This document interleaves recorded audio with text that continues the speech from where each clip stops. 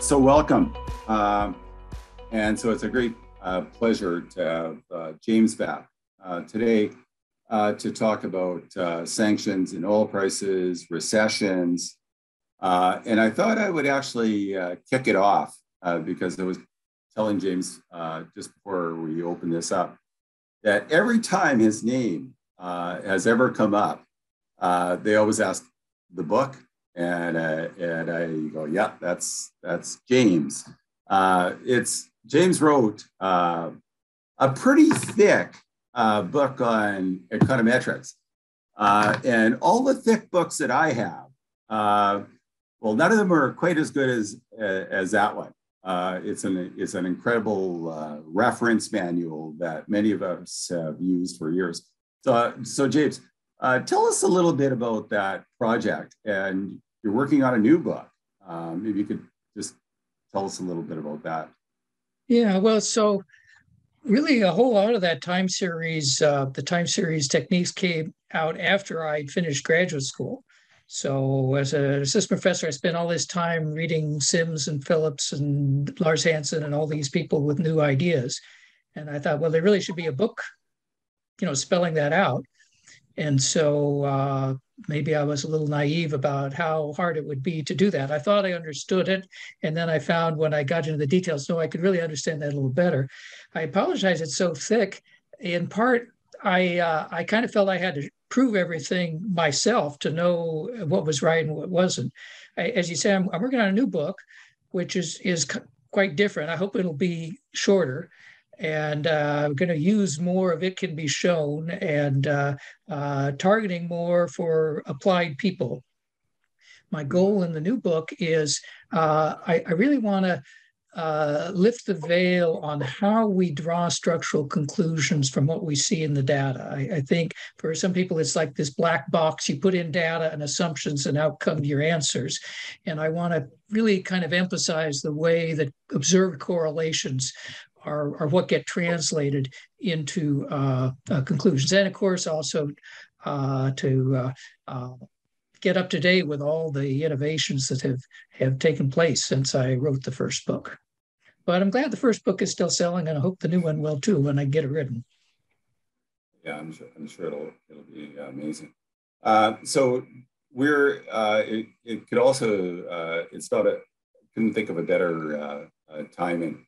Because we're launching the Global Forecasting School, okay?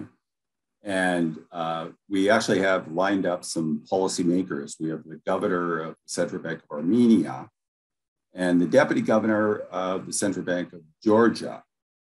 And they will be the ones that our students will be presenting to and providing feedback. So we're going to be looking at the US economy and treating it like it was an FPAS Mark II central bank, where the staff organize their resources in a particular way, like New Zealand and the most state-of-the-art flexible inflation targeting central banks in the world. And so starting next week, we're going to be launching the first version of that.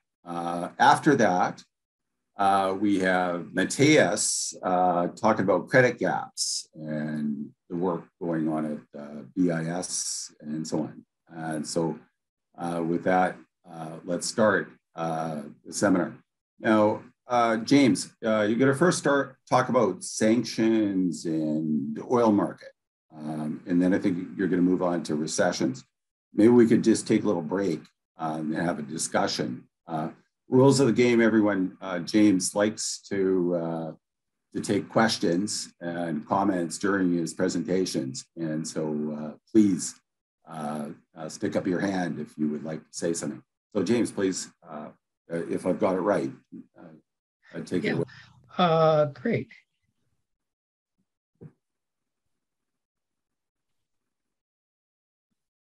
Let me get this sized up here. Oops, that's my conclusion. Go back to the start. Yeah, so thanks so much. I got such great comments on the paper I gave here last year from Doug in particular, pointing out that I could do a lot of what I was doing numerically in that paper with Denier, and rather than try to reinvent the wheel. And that was, I think, led to some great improvements in the paper. So instead of making people wade through all that. So thanks so much for that, Doug. And I'm looking forward to your comments today. I see several of my old friends and students here, and Mike McCracken. I was just looking at your code yesterday with Serena. It's a beautiful code. And anyway, very, very much looking forward to your comments. So I do want to talk about oil prices and recession together. But I'll begin with kind of separating them. I want to talk about the consequences of what's been happening in Ukraine and Russia, potentially for the world economy. And before I do so, let me emphasize that what's really important in what's going on right now is the human side, the human tragedy. And I'm just so disturbed and concerned about that. I'm only going to be talking about the economic side of things today, and not because it's most important, but because it is something I think we should be aware of. What are the potential economic consequences of further sanctions? My personal view, for what it's worth, is that whatever the cost to us of sanctions, the cost to the West, we really need to do everything we can to take away the resources that Russia is using to cause all this suffering.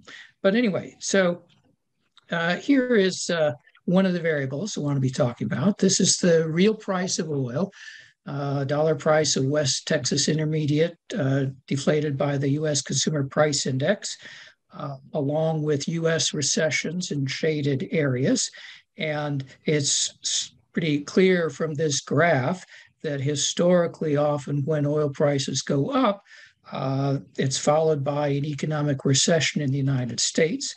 And I want to talk about that correlation and what it might mean. But before getting to that, I want to call your attention just to the last 2 years on this graph.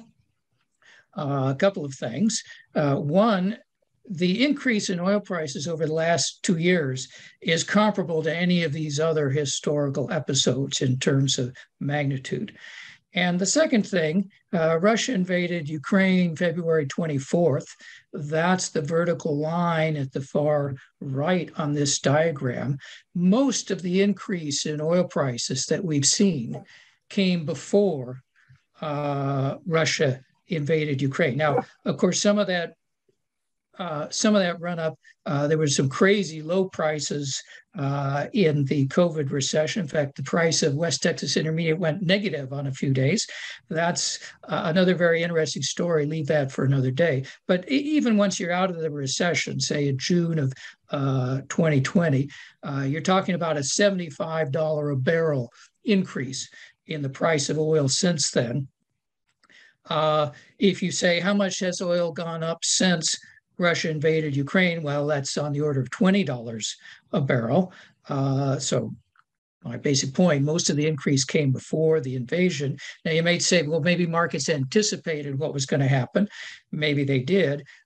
Even if you go back to January, it's still the case that the run-up in the price of oil before January, and I think before people were factoring in what was going to happen, was substantial. So before we even get to talking about the effects of Russia potentially, I think it's important to have some perspective on, well, why did the price go up? Why is it as high as it was even without the sanctions or anything else? And the answer, I think, is the same as in many other details of the inflation going on right now, namely that demand recovered more quickly than supply. And in terms of details of that, some people, as far as the oil market goes, some people point to OPEC. Personally, I think the most important part of the story is the United States, at least in terms of accounting. So the U.S. only accounts for about a sixth of total world field production of crude oil. But if you look at the shortfall in production today relative to where it was before COVID, about a third of the decline could be attributed mathematically to the fact that U.S. production of oil did not recover, has not fully recovered. And the story there is kind of portrayed in this graph. This is a graph of the U.S. production of shale oil, this new technology developed last 15 years, getting oil out of formations that didn't used to be productive. It's a new technology, and it's really the marginal barrel of oil in today's market. The U.S. is the marginal producer of oil. It's without that increase in U.S. production, we'd be lower world production today relative to where we were a decade ago. And it's really the economists' standard model that if you put enough more resources in, you can get some more oil out. It's not unbounded, but it's definitely a production function. And what happened was there was a big shakeout in the domestic oil producers. A number of them went bankrupt. The ones that are still in are proceeding more cautiously. There's kind of a cash flow model now that you've got to have the cash to make the investment. And the basic story is you can tear something down more quickly than you build it back up. So we've basically been seeing some gradual increase in drilling effort every week, every month going on since the recovery from COVID. That's gradually bringing production up, but it hasn't happened overnight. And probably by the end of the year, we might be back up where we were pre-COVID. But as I say, demand for oil has rebounded faster than that. Demand for oil is very inelastic, price inelastic, as we'll comment in a moment. And the result is if demand is greater than supply, you see a big increase in price. And that's the bottom line, most important part of the story, I think, for why there was this really big run up in the price of oil well before anything happening in Ukraine or with Russia. Now, let's turn to Russia. Russia is almost as important an oil producer for the world as the U.S. They produce about 10 million barrels a day of crude oil. That's about 13% of total world field production of crude oil. So sanctions so far, not just the official things, but the various responses of individual companies. One estimate is that they brought Russian production down by about 900,000 barrels a day. Could be some further declines over the next month or so. So that's a disruption on the order of 1.2% of total world supply that we're talking about right now, impacting the market that was subject to the previous dynamics that I was just mentioning. Now, oil is a relatively homogeneous good. As readily transported. It's essentially a world market for oil. It's a bit of an oversimplification. A given refinery may be able to use some kinds of oil and not others, may be able to use some much more efficiently than others. Their transportation networks, various logistics. So it's not a total wash if a given refinery has to try to do something else. But to a first approximation, those kind of effects are second order. It's really a world market. If you see the price of oil go up anywhere in the world, it's going to go up for everybody, everywhere in the world. And so the perspective I'm going to take on this is that it's not so much important who buys the oil from Russia. What really matters is the total amount that's being produced. And so the kind of question I want to ask is, what if there's a total disruption of world production of crude oil on the order of, say, the 1% that we've seen so far, or potentially a 13% decrease if somehow all of Russian oil production were to be discontinued. Now, Russia is also very important in natural gas, an even bigger factor in world production of natural gas. It's a very different product in the sense that it's much more localized. It is possible to transport natural gas liquefied and transport it across oceans, but that's at nowhere near the volume necessary to arbitrage price differences. And it's very much a local market for natural gas. And so it's not the right perspective for natural gas to say, here's how much of world production goes down, and we all have to carry our share. And in particular, if you look at, for example, Germany, more than half of the natural gas that Germany uses comes from Russia, or came from Russia before the invasion.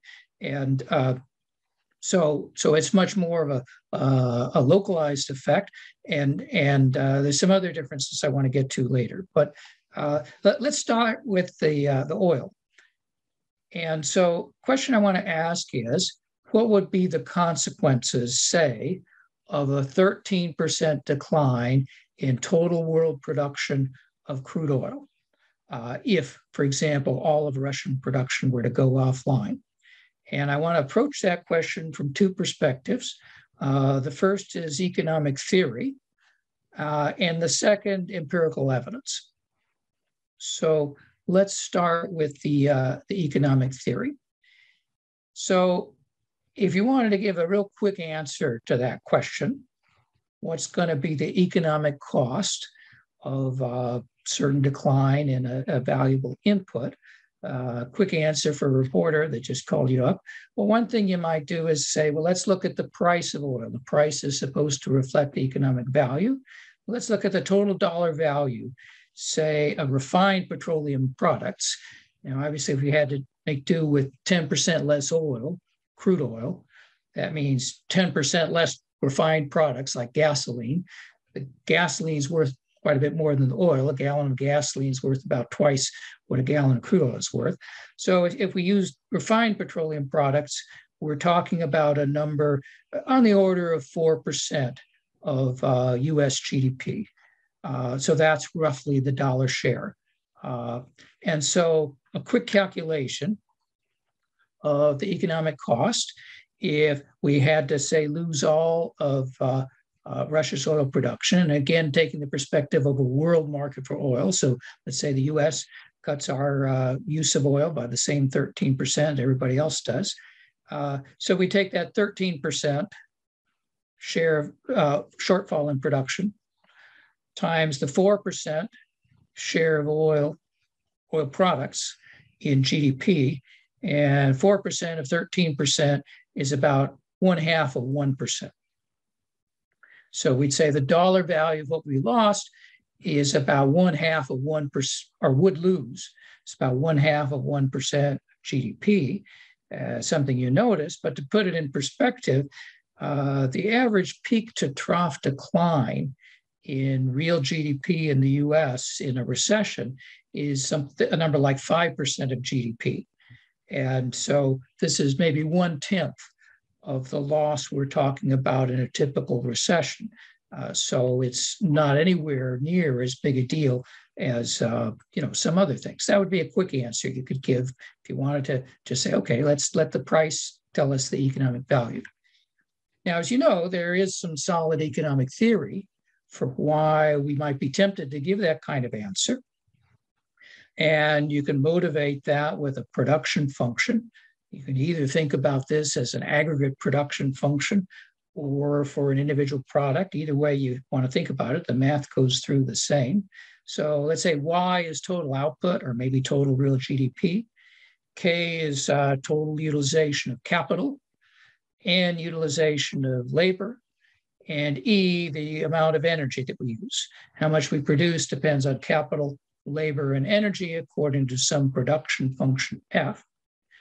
And the standard economic theory says, well, under perfect competition and some other assumptions, the marginal product of energy, the derivative of F with respect to E, should equal the relative price. Marginal product equals relative price. If you take that equation, multiply both sides by E, the total quantity of energy that we use, and divide both sides by Y, the total output that we produce, on the left side, you have an elasticity. You have, for example, the percentage change in GDP for a given percentage change in energy input. And on the right-hand side, you have the dollar value of energy inputs as a share of GDP, the share of energy in total spending. So that right-hand side is a number, say, like 4%. So this simple calculation would have you do exactly the math that we did a moment ago. You take the 4% share, right side, times a 13% decline, percentage change in energy, and conclude, well, the percentage change in output should be on the order of 0.5%. So that would be one way you could answer that question. So and yes, Doug. I just want a quick question on the calculation. So when you say that refined energy products represent 4%, we have different ways of measuring that. One is I could just take the amount of oil consumed and multiply it by the price, and then divide it by nominal, compare it to nominal GDP, right? That'd be one way of doing it, okay? You could also, so what is in this measure of refined products? Is it only oil, or is it, there's no labor or transportation getting it to market? Like, well, as I say, gasoline sells for about twice. Sells for about twice of what retail gasoline is about twice the world wholesale price of crude. So that's including taxes. That's including refining markup. It's including the transportation costs of getting it to the consumer. And that's just gasoline. I'm also including heating oil and jet fuel. And as you're right, there are different ways you can calculate this. And I'm going to show you in a moment another way, quick way to get at essentially the same number. And it could make a difference depending on which question you're asking. But the main point I want to make so far is this: it's not that big a number. Okay. And it doesn't matter how you calculate it, it's not going to be that big a number. Okay, so it'll be a number like 4% when oil prices are high, and 2 or 3%. Yeah, you're anticipating, I think, my next point. So, and maybe understanding, I'm setting up a little bit of a straw man, but I want to kind of go through the logic. And the first thing I want to say, well, it's not that dumb a straw man. It kind of, has some basis. And so this is the answer some people give. And in addition, another thing we sometimes say to the reporters is, well, not only is it small, it's been getting smaller over time. Energy as a share of total spending has been declining. Now here, as I mentioned, this is another way to calculate a related number. And I use this just because it's so simple to do. This isn't refined products as a percent of GDP. This is energy, goods, and services purchased by consumers as a percent of total consumer spending on all goods and services. And I use this number in part because it's easy. I can just download it right away from Fred. And this is the number. And it's been declining over time. So there's some energy used not by consumers, and there's energy obviously used other than,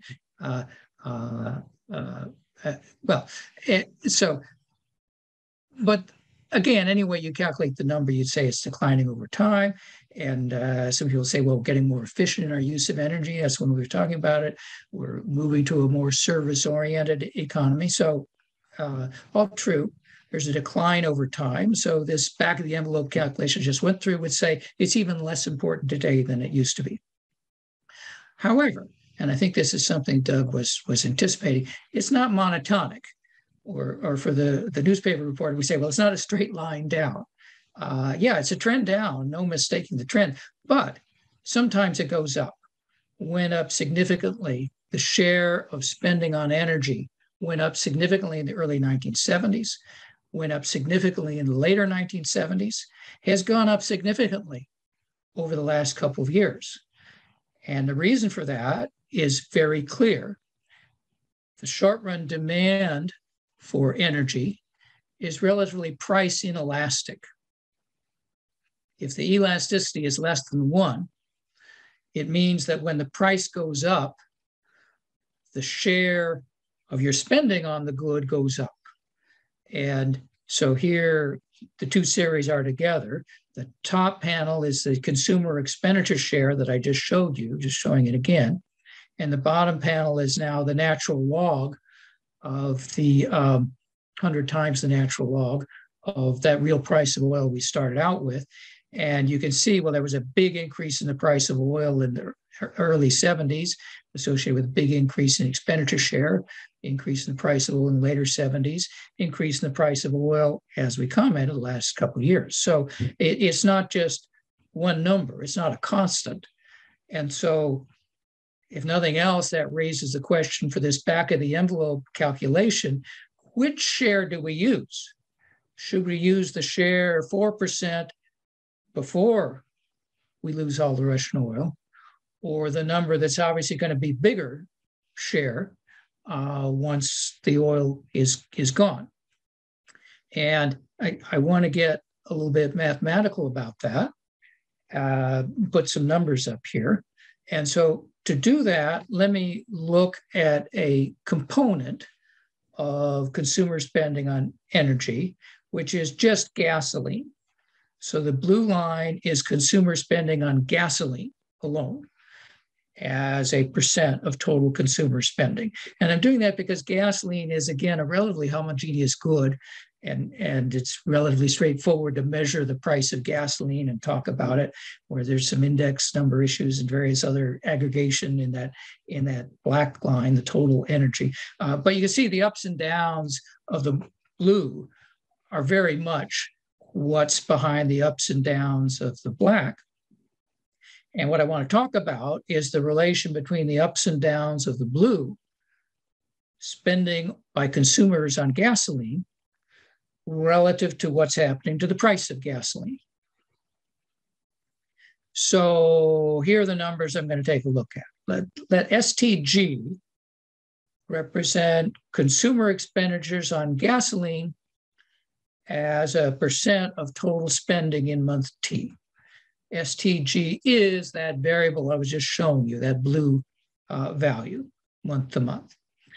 And let PT CPI denote the overall consumer price index in month T. PTG be the consumer price index just specializing just on gasoline. So we've got data on those three things. Look up every month, STG, I've got a number for it. Consumer prices, I've got a number for that. Consumer price index for gasoline, you get something kind of similar if you just took whatever measure of gasoline prices you wanted. That's the one I want to use here. So now, suppose a very simplistic model. Suppose you said the short run price elasticity of gasoline demand is 0. That is, when the price of gasoline goes up, people buy exactly the same number of gallons this month as they did last month. So when the price of gasoline doubles, they spend twice as much on gasoline, which means mechanically they have to spend less on something else. Mechanically, it would translate 1 for 1 into a change in the expenditure share under that story, under that assumption of a 0 short-run price elasticity. So we could take, for example, ST minus 12, the share of spending on gasoline a year ago, multiply it by the change in the relative price of gasoline over the last year as a prediction for what the share of spending on gasoline will be right now. It's a prediction under the assumption that the short-run elasticity is 0, that people are going to keep buying the same number of gallons of gasoline regardless of what happens to the price. So a simplistic model, but we can calculate it easily with the data. Let's do that. We've got all these numbers. So the black line here is the actual data. It's the actual share of consumer spending on gasoline. The blue is the prediction from that simple calculation I just described. The blue is the spending you'd think people would be doing, given the spending they did last year, and given what's happened to the price of gasoline compared to last year and this year, under the assumption that they're still trying to buy the same thing they did last year. And you can see it's a pretty remarkable fit, actually. It's a simplistic model, and people say, oh, no, elasticities aren't zero in the short run. Well, it looks pretty close to being zero in the short run. I granted there are other things going on, but a whole lot of American consumers, this seems to be a description of what they do. And it's hard to change your gasoline use month to month in response to price. There's some things you can do. You can try to get a more fuel efficient car. That takes time. You can try to carpool or take public transportation to work. You can try to consolidate your driving, various things, and people can try to do them. But to a first approximation, short run price elasticity of demand for gasoline seems to be pretty close to zero. Anyway, you get a not far off prediction if you just take that simple view. Okay, well, let's go back then to this calculation we did a moment ago, where we had a production function relating total output Y to use of energy, E, capital K, and labor, N. Before, I did a calculation that's true for any production function, constant returns to scale production function. And now let's take a particular example. Say a production function is CES, constant elasticity of substitution, between energy inputs, E, and a capital labor composite, or I'll just, for example, use a Cobb-Douglas to get that capital labor composite, with some elasticity of substitution, sigma, where we think sigma is a relatively small number. And this parameter alpha is going to govern the expenditure share. Let's say we take initial conditions such that for alpha and sigma and E and so on, so that expenditure share is initially 4%. And if you let me use a particular production function like this one, I can actually ask, well, let me not just take a derivative. Let's look at the actual change. What would be the actual change in output Y if I were to have a particular change in E of a specified amount, holding K and N constant? So I don't have to take a derivative. I can take an actual change. And that's one way of coping with this question I raised of, gee, do we want to use the share before the change or after the change? I've got the exact answer if this is the exact production function. Okay, so here's what the answer to that question looks like with that simple production function. So the horizontal axis is the quantity of energy used. Let's say we normalize that for 1 initially. We're considering the consequences of up to a 10% reduction down to a quantity of E of 0.9. And these different colors here are the predicted change using that production function calculation if we were to change energy use by, say, up to 10% for that production function holding K and N constant. And so the blue line is that derivative that we started off with. That's this first order approximation. That's what all the answers are going to be for epsilon change. And that's the number that's like 0.4% once we get down to a 10% reduction here. And these other colors are for different elasticities. So the orange, for example, is an elasticity of 0.05, a very low elasticity of substitution. And of course, it's going to be a bigger effect than for implicitly an elasticity of substitution 1, which is another way you can get this blue line. But it's not that much bigger. So, okay, 1% of GDP instead of 0.5%. If you say the elasticity is just 0.01, well, then you're talking about a more significant reduction. And kind of a limiting case here, which is this yellow line, is elasticity of substitution is 0. Say Leontief production function. So Leontief says, gee, if I have 10% less energy, I have to produce 10% less. There's no way around it. And so there the answer is the 10%. Now, I've actually adapted this diagram. This is something that a recent paper by Bachman and a dozen other co-authors used to kind of illustrate the basic idea.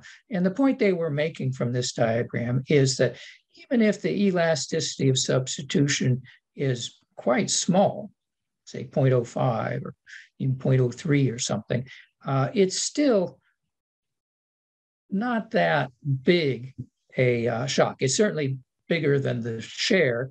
Maybe it's 2 or 3 times the share, but it's still that order of number. It's nothing like a recession drop, whereas, of course, a 10% drop in GDP, that would be, as I said, twice as much as a typical recession. So all of that was just with back of the envelope kind of things. Now, David Bekai, who's one of the co-authors with Bachman and many others, that paper I mentioned, and Farhi had a paper recently in Econometrica where they developed the calculations appropriate for non-epsilon changes, not taking a derivative with respect to an input, but look at the actual change for a given specified change in a productive input or whatever. And also they have a multi-sector model, so looking at all kinds of details of which sector is buying what stuff from other sectors and what are the elasticities and substitutions involved there. And that much more complicated model is basically what the paper by Bachman that I mentioned used to analyze the effects, for example, of what would happen to Germany if they had to do without all of their imports of natural gas from Russia.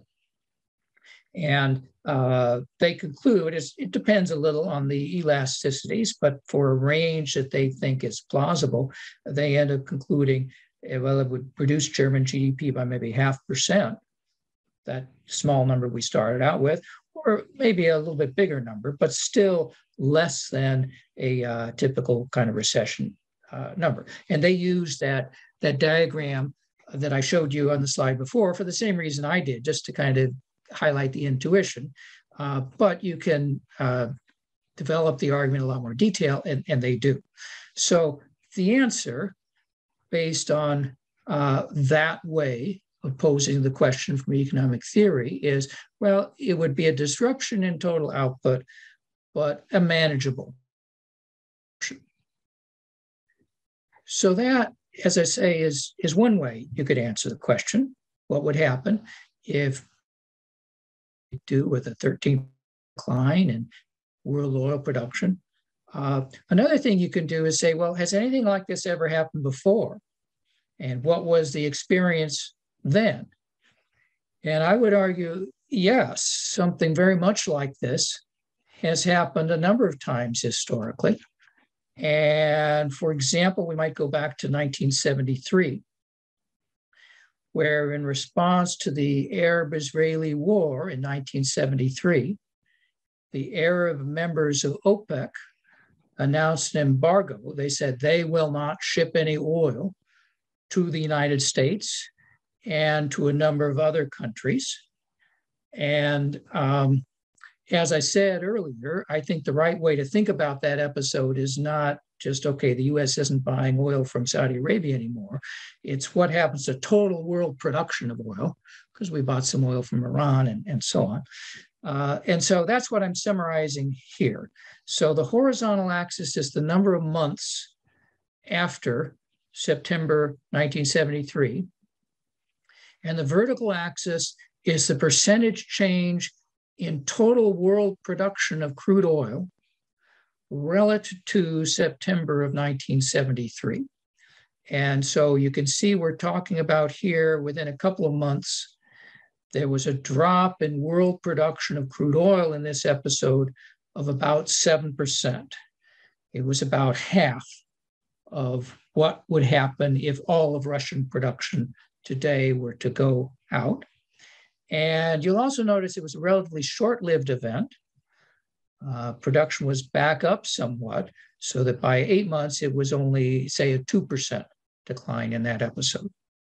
Now, in that episode and the current situation and any other, there would be some possibility that maybe we increase production somewhere else in the world. In this particular episode, Iran had some increase in production. And so we can also, I've also calculated here in the blue, what was the actual percentage change in total world production. So the black was just the change from the Arab members of OPEC as a percent of world production. The blue is the total decline in production as a share of the world total. And so you see there was some offset in that case, but not a whole lot. It was roughly the same 7% decline in world total there. Either way you want to calculate. So that's one example of, I would say, a historical precedent. We might look at what happened then if we want to know what would happen if Russian production were to go out. Another example came a few years later when Iran had a revolution and all of Iranian oil production was cut out for a few months. So this is a horizontal axis now is months following October 1978. The black is the fall in Iranian oil production relative to October 1978 as a percent of world total. And again, you can see this is roughly a 7%, roughly about half of what we might be talking about in the case of losing all of Russia. Now, in this case, there was some more significant offset. Saudi Arabia had a big increase there. So it was only maybe a 4% decline in total world production in that episode. And again, with Saudi production, it was relatively short-lived. Within 6 months, world production was back up where it had been before the revolution. So those are a couple of examples. I would argue there are a couple others, kind of similar events. A couple years after that, after Iranian production had recovered, Iraq went to war with Iran. Between the two of them, that knocked out production, which the loss in Iranian and Iraqi oil production following the onset of that war was again about 6% of world total. Some offset elsewhere, maybe talking about a 4% decline in total world production. And then a fourth example I point to is August 1990, when Iraq invaded Kuwait. All of Iraq and Kuwait production was knocked offline in a very short time. That amounted to about 9% of world supplies that Iraq and Kuwait had been producing. Again, some increase from Saudi Arabia in that episode, and so maybe a 6% decline. So here are four examples, which are all in the character of dramatic geopolitical events, led to a sudden decline in world oil production of an amount that's about half of what we'd see if all of Russian production went out. And we can ask, well, what happened in those episodes? Well, in those episodes, the oil price went up by, as I say, about the same amount it's gone up over the last couple of years. And in each of those episodes, they were followed by a recession in the United States. And I've got the dates of the starts of the recessions in each of those cases. So what would we say about that? Well, if we were totally wed to the economic theory that I started with, we'd say, well, these things couldn't have caused the recession. These things should have just been a hit of 0.5% to GDP or something like that. Must have been something else. Maybe some other shock came along at the same time. It happened to be, we had some other shock in addition to the oil shock in each case that was in fact the cause of the downturn. Is the price change like impact or something? Like what horizon are you talking about? So I'm just using these kind of graphs. I'm saying let's take this, for example, is the number that's like the 7%, and I'm looking at the change in price over that. Now, there are other complications. For example, in 1973, there were price controls in the United States. So, there are lots of issues there. But I've just, again, kind of at the broad level, gee, these were like what we're talking about, and something not good happened. Just could I make a remark? Please do. partly your first point, okay, was assuming that elasticity of demand of zero, okay. If you did that, it wouldn't make any difference if you were predicting the share, okay. Yeah, that's right. That's right. But that would depend on okay, so if it was the price of oil, I love your little table here because if you just look at the supply shock, you've got a number like 4 or 5 up to 7, and the price response looks like you could interpret it as a sum of the demand and supply elasticities if you just took that very simple view of the oil market. But why you could so much? You could, except that we're seeing changes in real income in these episodes. And so it's not purely a price elasticity, it's a price and an income elasticity.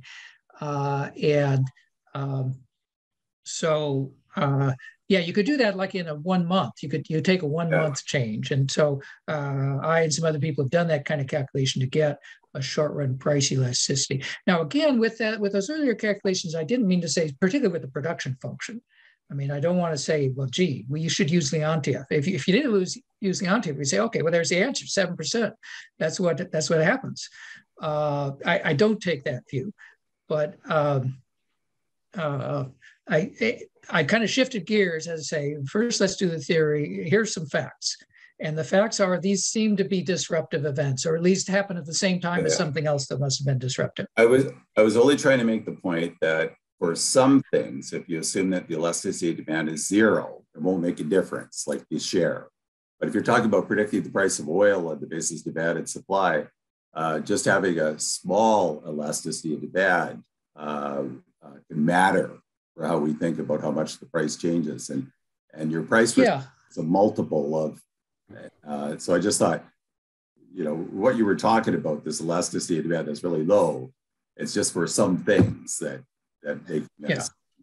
Okay. No, absolutely, there's connection there, and I have and other people have used numbers like this to get short-run elasticities, and they're not zero, that's for sure, but they're not very big either.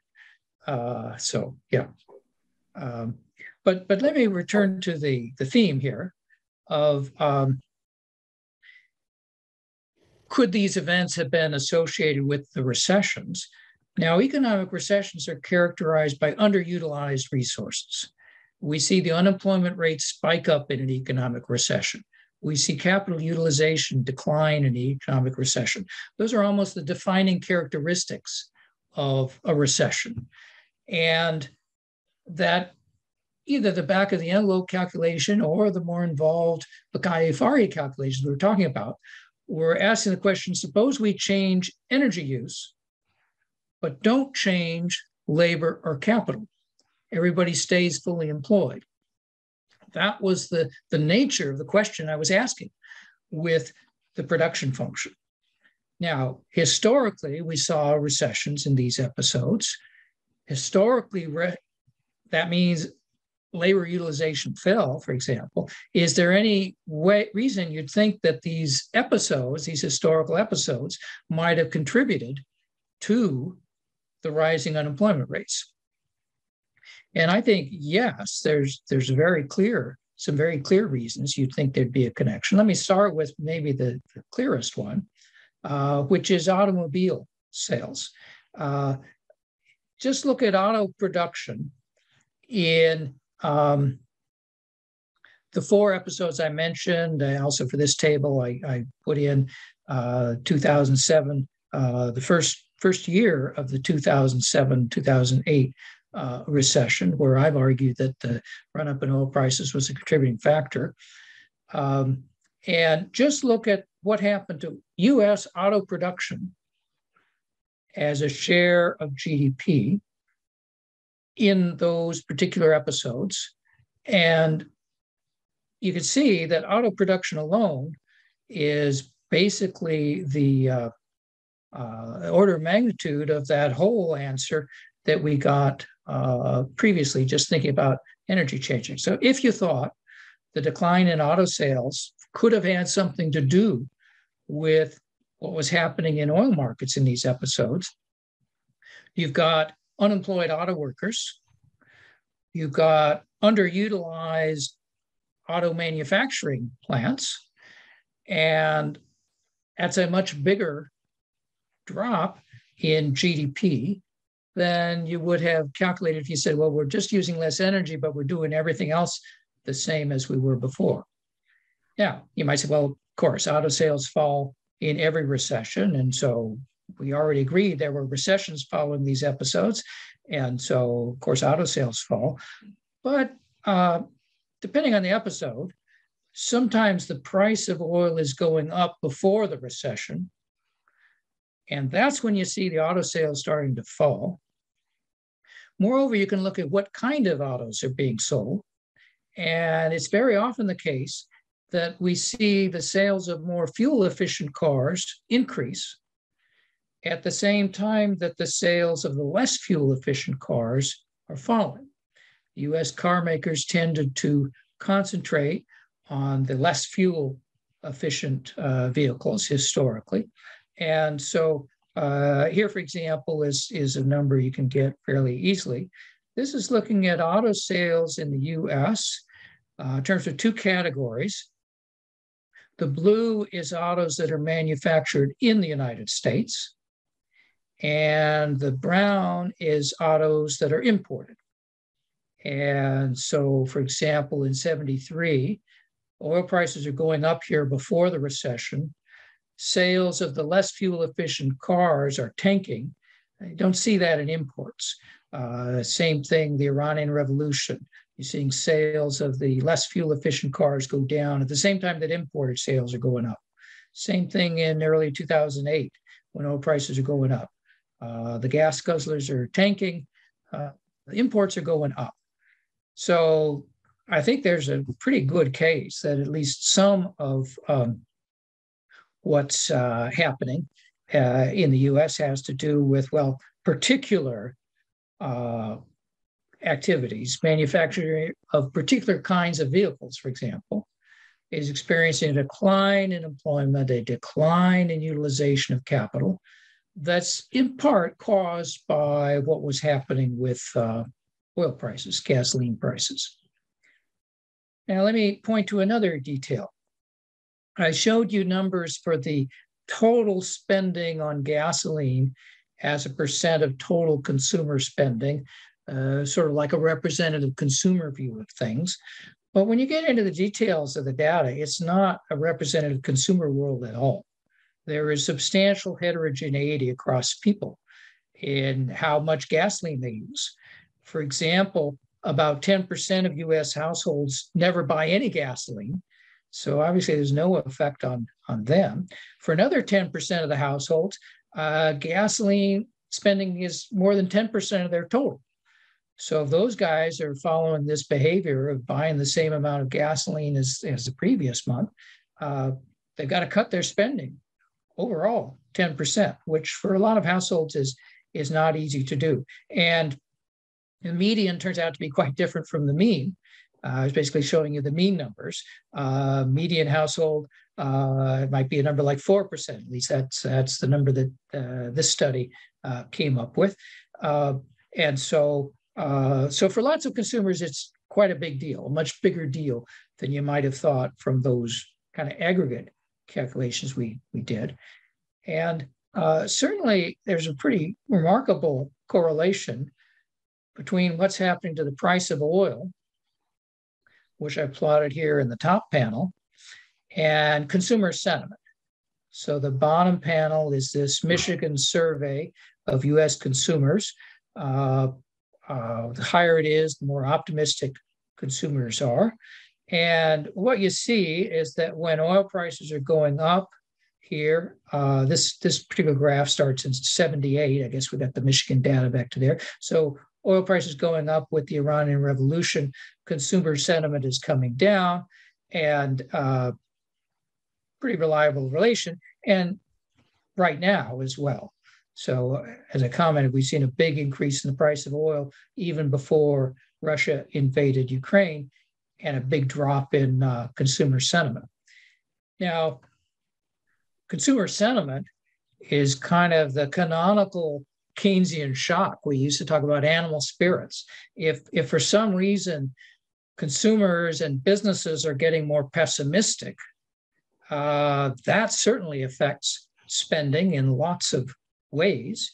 And I think you can make a pretty good empirical case that at least some of the pessimism that people were experiencing in these episodes was related to the fact that significant numbers of people were really having to make some significant adjustments.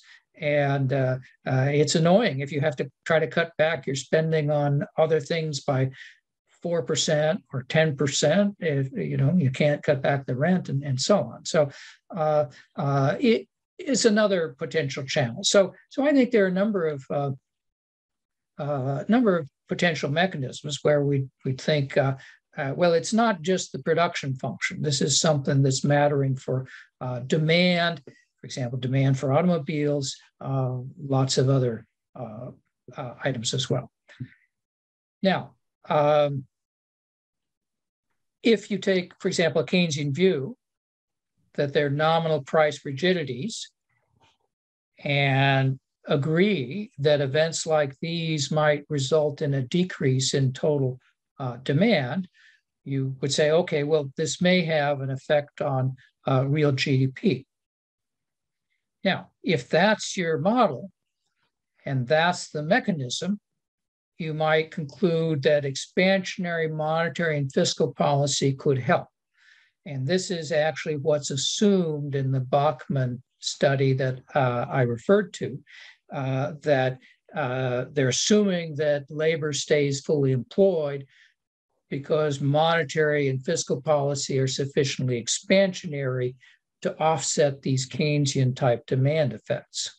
Now, when you think about that in practical current terms, the claim is, well, somehow if we have sufficiently expansionary monetary policy right now, we can offset these various potential effects we're talking about. It raises practical issues about, well, for example, inflation, and I want to talk about that in a moment as well. But anyway, that's the assumption behind those studies. That okay, let's assume let's assume K and N don't change because policy assures that. Now, there are other views. And when I was invited to this forum a year ago, I was presenting one of them, that really demand matters not because of this Keynesian aggregate demand nominal rigidity story, but because of the specific character of what items are demanded and the fact that labor and capital are specialized to produce that particular item. So in the example of auto sales I was talking about, it's not so much aggregate demand as it is demand for the less fuel efficient vehicles that are being manufactured. And I don't care what you do with monetary or fiscal policy, that's not going to change that fact. It's not going to change the fact that resources are underutilized, that had been very productive, very successful back before the change in the composition of demand. You can increase demand for something else, but that doesn't translate into new resources. You can't instantly take those auto factories and get them to produce something else. You can't instantly take the car workers and get them to do something else. And so that was, that's something I've been arguing for years. And I have a new paper kind of developing that point. Now, if that's the right view, it means that there's a limit to what monetary and fiscal stimulus might be able to achieve. And it's a reason for being a little bit less sanguine about what the consequences would be if we did see a big disruption in world production of oil. Now, let me apply that to the current situation. So the U.S. auto industry currently is in a very unusual historical situation. Here's a graph I find pretty remarkable. It's the inventory sales ratio for automobiles in the U.S., and you can see that that's way down, way down. The dealer lots are empty. relative to what they were historically. And that's related to a different supply chain problem. I talked about the supply issues in U.S. petroleum production. You all are aware there are also issues in auto production, in particular with the chips that are used in the modern vehicle. And that's been a limiting factor in production, not so much the historical demand for cars. People have been wanting to buy cars. It's just been a production issue. So if you're asking, are we going to see a year-over-year decline in auto production as a result of the increase in the price of gasoline? In historical episodes, yes. I'm less inclined to see that right now because you have a lot of potential just to try to restock, potential for increase in production, which is what counts for GDP, just trying to restock the inventory. So I don't see the U.S. economy as quite as vulnerable to this particular mechanism at this particular time as it's often been historically. So my bottom line is that the run-up so far in oil prices, although it's certainly causing some decline in sentiment, it's certainly potentially disruptive. It may not be as disruptive in terms of real GDP as the other historical episodes. Now, if you then get to a significant decline in Russian production beyond what's already happened, that story might change. So Doug was suggesting that we might want to pause at some point. So this is what I wanted to say about the real output side. Just as a teaser, what I would talk about next. How long do we go, Doug, by the way? So we have we have a full hour and a half, right? Okay. We got lots of time, but let's stop here for questions. I see. Do you want me to call on them, or Doug? You want to? Or yeah, Jose. I see Jose Romero.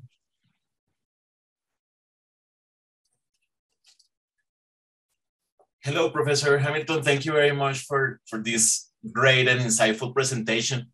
I just have one quick question regarding with second round effects on inflation. There's been a recent literature that links inflation expectations with the fact that if consumers see prices that they are used to, that they have more contact with changing constantly, this may have also impact on inflation. And since oil prices have this pretty much the great reference for U.S. consumers, what about these second round effects that could affect inflation, not only the first round? Yeah, that's a great point. I do have a whole deck of slides here to talk about inflation for what time we have for them. I think the evidence on that is, I would summarize it a little bit mixed. And I saw several people in the audience who also looked at that data in particular and might want to chime in. I'm going to talk about other second round effects, which I think are the more, are a big part of the story. I'm going to relate it to what monetary policy does. But absolutely, I think that's the question on the table next that I do want to spend some talking about. But I also wanted to see if there are questions or comments that have come up based on what we've said so far. So this is a comment question. Actually, Mike might know the answer to this. So when I was at the IMF and I was responsible for surveillance, we would look at all the leading indicators, and the one linking consumer sentiment to oil prices in the U.S. Always kind of stuck out a little bit.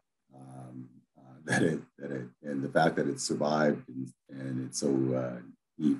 But I don't recall it being quite so strong in other countries. Then the question is, what information does actually measure a consumer sentiment have for actual consumption and so on? So James, have you looked at other countries to see, is this consumer sentiment, in the U.S. gasoline is to the price of gas goes up, it's a bad. Okay, like yeah, my car. yeah. Well, so I was using ocular regression here, which I think is kind of striking. And I think something you've discovered and a lot of people have discovered is when you actually try to put this in an econometric model, it doesn't seem to be quite as convincing as it looks here. And, there are other things going on, to be sure. And as far as other countries. So these historical episodes I talked about did lead to global recessions. And obviously the mechanisms are different in different countries. I was emphasizing the auto producers in the US, which is a very US specific thing. But one of the things we find, for example, is that historically when the price of oil goes up, even countries like Brazil, which is a net exporter, they initially see a gain from their exports, but later they see a decline, which I attribute to the world feedback. So Brazil is a diversified economy that when the US and Europe are buying less, that's less for them. It is, there's significant differences, but the story I was telling for US consumers, kind of the month-to-month, paycheck-to-paycheck folks are the ones, which I think play an important role in what's happening. And you get to some of the less developed countries, that's even more so that it's a major problem. How do you make this the payments? So I think the mechanisms are different. The basic math, the share is relatively small, is the same. The basic issue that it involves having to make substitutions and potential changes in the composition of spending, I think is in common. But it's a great question. So anybody else? Otherwise, we're going to move to recessions and probably move to inflation. I'm going to move to inflation. Sorry, inflation. Okay, so what difference does any of this make for inflation? Well, again, one of the textbook answers is no difference. I mean, we're talking about things that would change the relative price of energy. A relative price of energy doesn't necessarily mean a change in the overall price level. The nominal price of energy could go up, other prices decline, no effect on inflation. That, however, I think is kind of simplistic. I think other prices tend to be rigid downwards. And so if the nominal price of oil goes up and other prices don't change, don't fall, mechanically that means an increase in inflation. And so you can look at calculations like that, ask what if questions. What if we have this particular change in the dollar price of oil and no change in the dollar price of anything else? What's the impact on inflation? And those calculations mechanically are very similar to the ones we talked about. You basically want to look at the share of energy or whatever price it is you're talking about in the total, say, price index. And so let's do some quick calculations about that. So in this case, I want to link it directly to crude oil. So we want to take the share of crude oil in total GDP, which is a number like 2% rather than 4%, the refined products. And just ask, okay, let's take the change in the price of oil as given, nominal price of oil.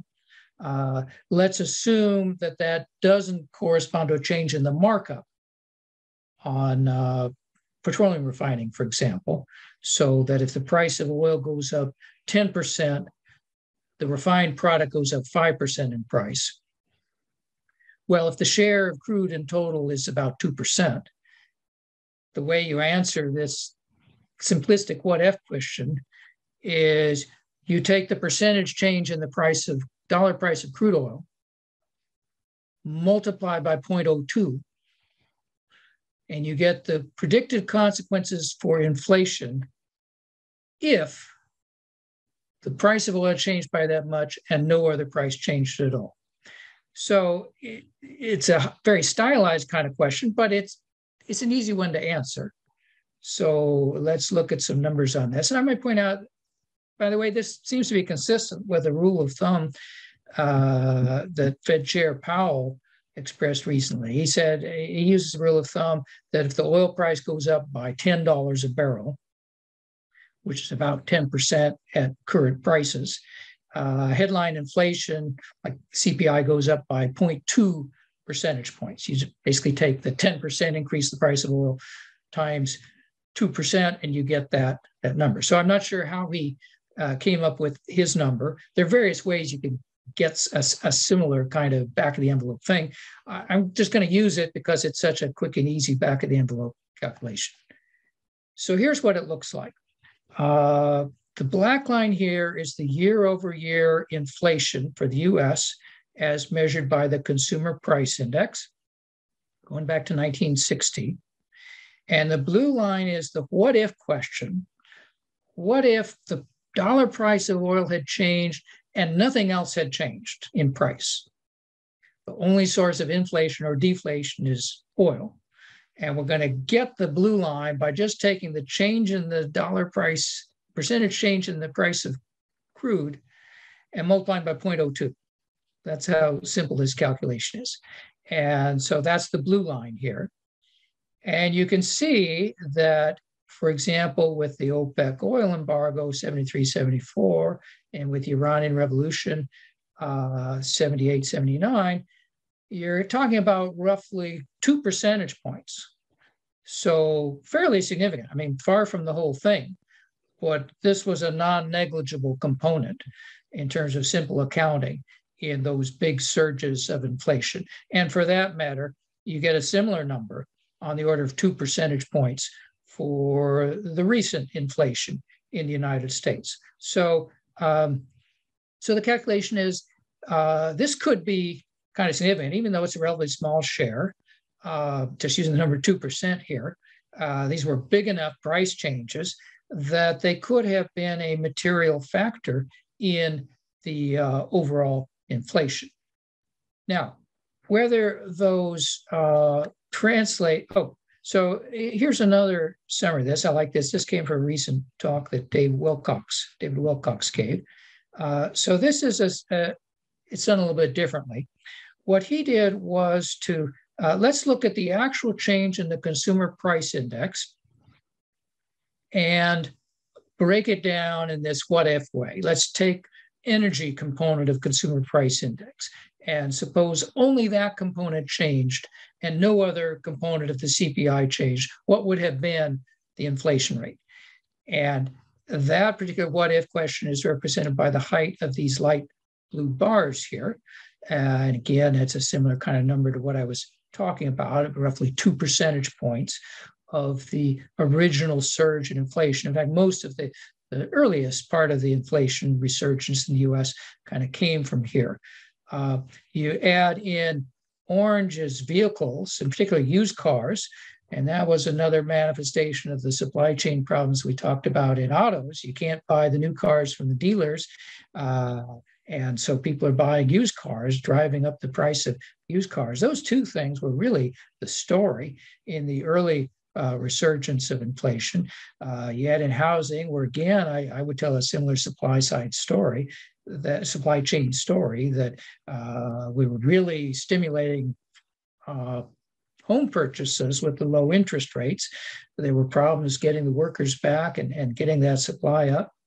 So those three things were big. But then basically it evolved into this broader inflation, and it's now become a much bigger story than just, in fact, this is an older slide from David that I think if we updated it would show even more green. But the basic story and roughly the impression you get here is, yeah, this was a big contributing factor, but something else caused it to accumulate, to spill over. Now, Jose was mentioning this inflation expectations channel, and that's one potential avenue. I want to mention, though, also the role of monetary policy. And here are a couple of graphs that I think are relevant for that. The top panel is the ex post real interest rate. just the nominal interest rate, the Fed funds rate, minus the previous year's 12 months change in consumer prices, the ex post real rate. That's the variable that's plotted on the vertical axis in the top panel. So why the ex post real rate? Well, for example, if you take a Taylor rule, that's a summary of what's happening with the Taylor rule. The Taylor principle says when the inflation rate goes up 1 percentage point, you raise the nominal interest rate by more than 1 percentage point, and this real interest rate should go up if you're trying to fight inflation with the Taylor rule. It's going to go down if you're not responding to inflation more than 1 for 1 with the nominal interest rate. And here are the 1970s. And we often, in our postmortem of that episode, at least in John Taylor's postmortem of that episode, just says, well, gee, look, you weren't following this principle. You were allowing the ex post real rate to become very negative, very stimulus, a lot of monetary stimulus. And that fed on the shock to inflation coming from oil prices and led to that buildup during that decade. And then, of course, took very high real interest rates to gradually bring inflation down. And the reason I wanted to point out this graph is if you look at that calculation right now, extremely negative, extremely negative. And so is that relevant for spending? Well, for example, I mentioned housing. So yes, the nominal mortgage rate has gone up, but people have been seeing double-digit increases in house prices. It's still, in terms of the accounting, it's still a bargain to be borrowing at current mortgage rates if you think this increase in house prices is going to continue at all. Now, there's another channel, which is the export channel. So even though our real rates are negative, there are lots of other countries that have even more negative real rates, and that's going to be reducing real export. So there's some contraction you can argue from there. But the bottom line of this top panel is, gee, it sort of seems like monetary policy was allowing this initial shock to inflation to build into something broader. The bottom panel, I have a variable we used to talk about a lot, not so more anymore. It's the rate of growth, the year-over-year growth of M2, measure the money supply, M2.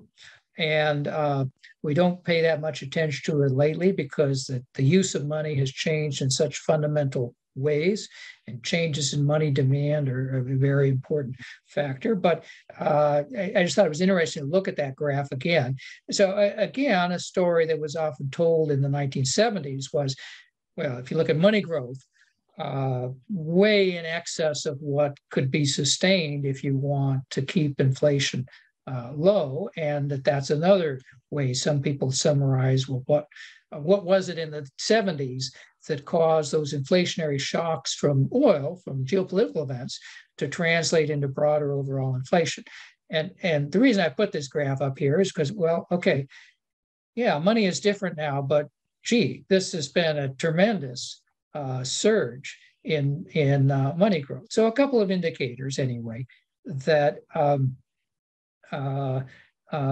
maybe the Fed and other central banks were allowing a potentially short-run shock to inflation to feed into something bigger. Now, if you buy this summary from either of these graphs, you'd say, well, we're still not really in the contractionary mode. It's not at a point now where you'd say it would lead to a recession like in next quarter. But there's a problem. If inflation has been built in here at a higher rate, and that's coming into expectations and so on, eventually to bring it down, you're going to have to go more and more, and that may eventually lead to a recession. So I guess I do have this final summary on recession for Doug. I don't see a recession right around the corner. Yes, we had falling real GDP in the first quarter. I'm guessing that's not going to be repeated in the second quarter. But I think there's some forces in play that it's going to be hard to avoid it later, maybe next year or something. And on top of that, as I mentioned, there's potential for further reduction in production from Russia that may be unfolding in the next few months in oil. And there will be some offset from increased oil production for the US, but not enough if there is a big drop from Russia. So I'm less optimistic if you take, an intermediate run assessment. But right now, I'm saying we're not in a recession as of May 2022. So let me stop there for other comments and questions. See, Doug, I think you're still muted if you're trying to talk. Oh, I'm sorry. Anyone that would like to comment on the subject of inflation dynamics or recession, they should go ahead, Jose. Yes, thank you very much again. No, actually, I think for what you just mentioned, just two comments. The first one is if you think that inflation is also causing like a negative impact in consumption, that even though the Fed is not reacting, like not creating like a contraction of aggregate demand, like inflation is doing a lot of harm. That is one first point. And the other point that is completely is not related with this first question is like, how should the Federal Reserve fine-tune these increases in rate? Like, do you think it's necessary to go back to early 80s, like that aggressive should be the Fed, or if we know a little bit better this time and the Fed will have some instruments to manage to get a fine-tuning of these inflation pressures, and to manage to have, like, even though if we have a recession, probably a recession that is not that bad, or it doesn't take that long. So there are two questions, probably there are two sides of the story, but I would like to see your takes on this. Thank you, Professor Hamilton. Yeah, those are both great questions. On your first question of is inflation doing harm, our textbook models say, well, inflation, everybody gets the wage increase and we understand the price increase. And actually, a lot of the academic economists seem to have trouble understanding why the person on the street is so upset. Well, you go to the grocery store. I know my paycheck didn't go up this month, and all of a sudden I'm spending 10% more on everything. And again, particularly for people who are living month to month, it seems to be an upsetting event. I talked about gas prices and consumer sentiment. You could also talk about gas prices and the popularity of the incumbent political party. And I think, again, this is very much something that goes across countries. People don't like inflation. And why they don't like inflation, I'm not sure. I think it has to do in part with the involuntary reallocative nature of it. How much of an impact on real GDP you can get from that, I don't know. I'm not familiar with really strong empirical evidence saying that that's the big thing. It may be a factor in consumer sentiment, another way in which, I was mentioning the gasoline prices, oil price connection there. So as far as the 1980s go, no, I don't think we're going to be back to that. I mean, by 1979, everybody was just convinced we were going to see 10% inflation, and it was built into everything. And it took a decade to build those inflation expectations up. We're nowhere near that now.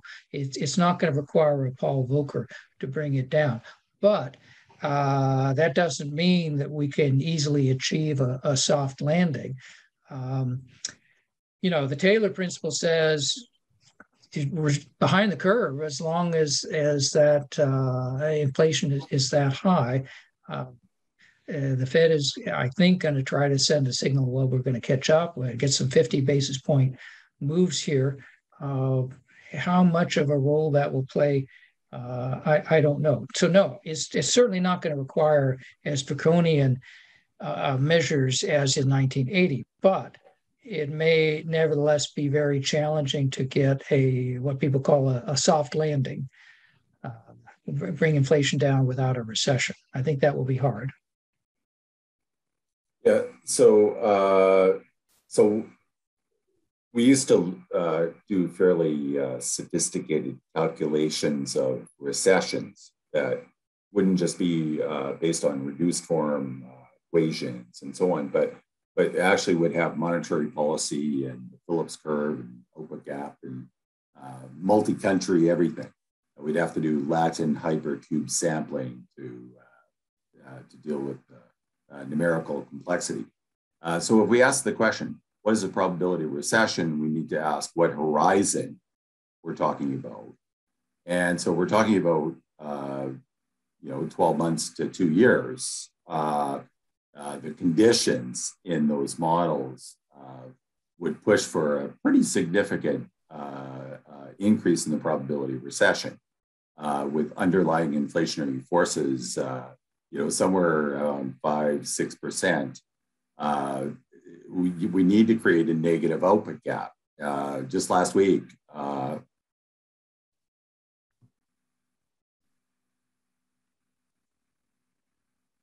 we there? Did I lose you? Sorry. I'm hearing you. Okay, sorry. Just a few days ago, one Fed governor gave a speech saying that we're in excess demand.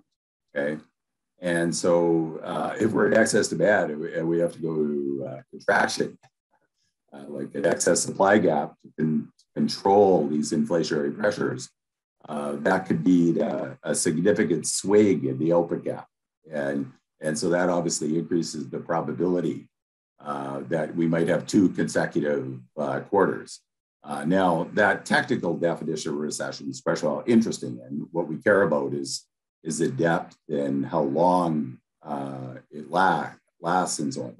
But I'm thinking, when I'm just looking at it from a structural modeling perspective, and I'm also just looking at the stylized facts. Any time in U.S. history we've had the unemployment rate below 5%. And inflation at the levels that we've had it now, we've always had a recession. Eventually. Yeah, eventually, but not within the next 3 months. Yeah. No, but I mean, a 1 to 2 year horizon, it would still be true on the basis of the reduced form evidence. Yeah. But Hildy, she's probably an expert on this, and so she set us straight, Hildy.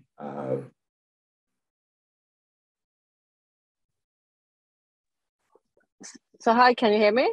Yes. Ah, very well. Yeah. Thanks for joining us. Well, thanks for an excellent talk. So I really enjoyed your focus and some of your conclusions. Well, all of your conclusions. But so I have one question and one comment. So if I can just very briefly go back to the activity and U.S. and recession. So I would like, if you briefly could say, do you think that there is any changes in the way the U.S. respond now that they are major oil producers? And I'm not thinking in terms of consumers, because they pretty much respond. I agree with what you're saying in terms of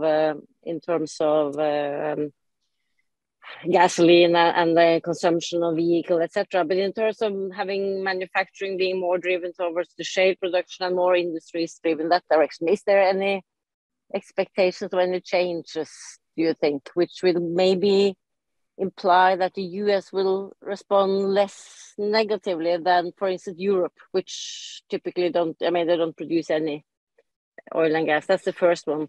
And the second is more of a comment, but also would like to hear your point there. So it's with regard to inflation expectations.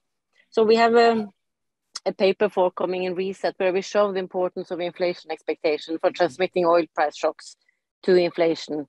And in particular, we show that when there are persistence in the shocks, such as like some of the economic activity shocks, or maybe this supply disruption, if it lasts for a long time, then there are significant effects from transmitting oil price shocks to inflation via inflation expectation. If you have any comments on you said something. I mean, you indicated the importance of inflation expectation, but whether you think of the persistence of shocks could also be a factor here. Yes, on your first question, U.S. production, you're absolutely right that there's been a sea change really in how U.S. production responds today relative to 20 years ago, and your research has been part of what has helped everyone to understand that is a big change. There's going to be more responsive U.S. production, and as I was saying, that's already underway. And as long as the price stays above $100 a barrel, you're going to see further increases. And that means that one of the channels, which I didn't really talk much about, which is the balance of payments channel, is less significant for the U.S. as far as we're an exporter now, compared to a country with big oil import burdens. But even so, I still feel the right way to think about it is as a world market for oil, and we're all going to have to make do with less. For sure, it insulates the U.S. relative to others, and for sure, Europe is more vulnerable, particularly in the case of natural gas. Now, as far as inflation expectations, again, I agree with you, and this was a point Jose Romero was bringing up a little earlier as well, that's really key. And so some people will point to the 70s and say, look, it took 10 years for those inflation expectations to creep up there from where they've been in 1965 to where they were by 1980. And so it's like a slow moving ship, and we could change that. So I really don't think we're back in that environment yet, but it's kind of looking like a repeat of that to some degree. But I don't expect the Fed to repeat the same mistake. They're much more tuned in to what's going on, so it's not going to develop that far. And it's an interesting question what the extent to which how people are forming expectations in the current world relative to the historical world. I wonder about the role of the internet and people getting their news from who knows what kind of places. And so I see a potential for expectations to behave in a fairly wild way, actually, in the current situation, but I'm not sure. Yeah, interesting point. Yeah, I agree. Thanks. So that's an interesting discussion, because next week we're going to be considering a model with endogenous policy credibility, okay, where you'll be able to do optimal control to pick the path for the Fed funds rate with an asymmetric loss function that looks very much like Fed behavior, okay, not like the Taylor rule. So it's a loss function that basically features full employment. It assumes they don't care about excess demand, and that's what rationalizes the way to think about how they've been governing monetary policy in the U.S.